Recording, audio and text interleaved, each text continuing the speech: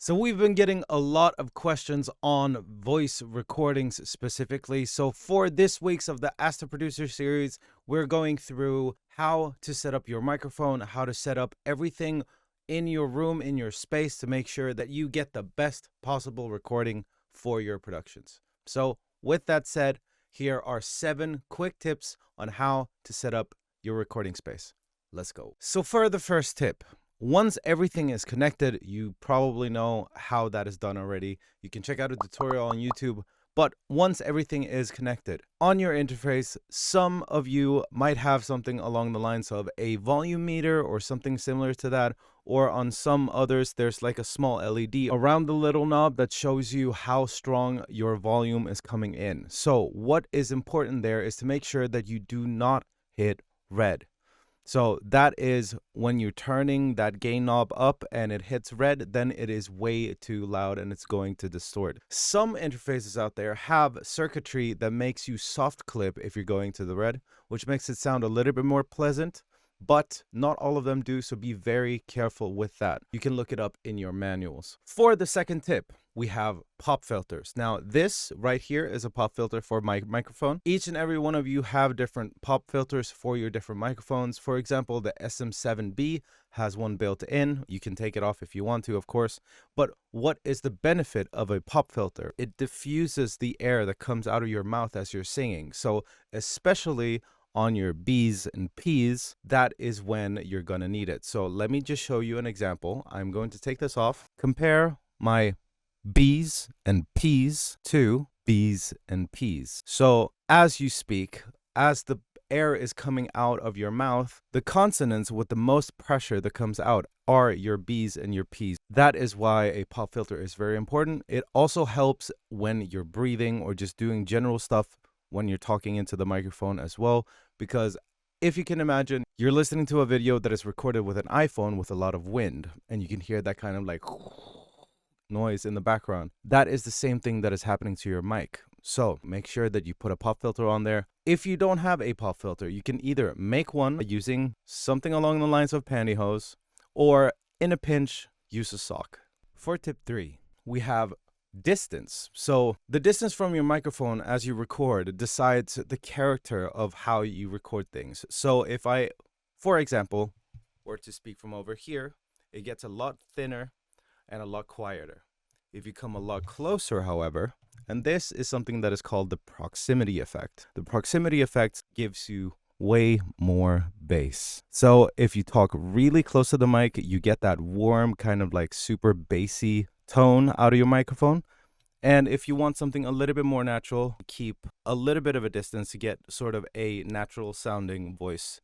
But if you're doing podcasts or you're doing a low voice performance, get a lot closer. Another thing on the point of distance, but also to tie back to tip number 1 about gain staging, is that your voice is equally as dynamic, of course. So thinking about when you're recording, proper microphone technique, if you're going to belt or sing really, really powerful and loud, then you might want to move back a little bit as you sing. But as long as you don't hit the red, you're still in the clear. All right, next one. So now for tip 4, we have acoustics. I'm going to simplify this a lot, but imagine this.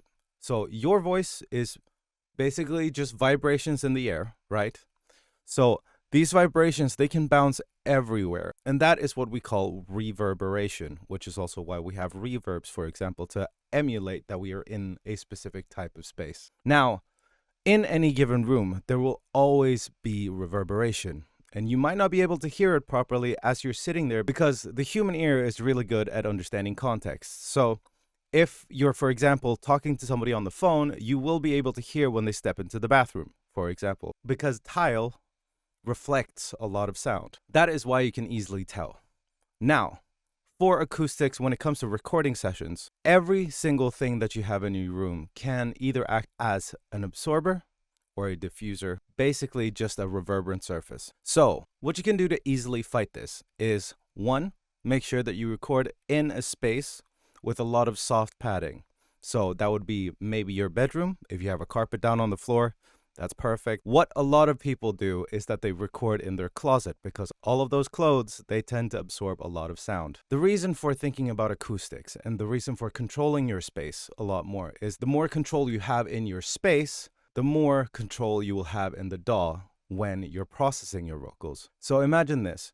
You record something, you're in a reverberant space. Once everything is recorded, it's going to be hard to remove any of that reverb. Let's say you wanted to change it to sound even more ethereal, or you want it to sound even more close. One quick tip and one easy fix to fix your acoustics in your room is something as simple as just throwing a blanket over yourself and the microphone. It might sound silly, but it will definitely help your recording. So for example, doing this. Also, when you do the post-processing, like compressors, etc., that will bring a lot of the noise back up. And with that said, segueing on to the next point, we're going to talk about noise. So if you're listening to a vocal and you have something like a fan or a computer, or maybe even an AC or like I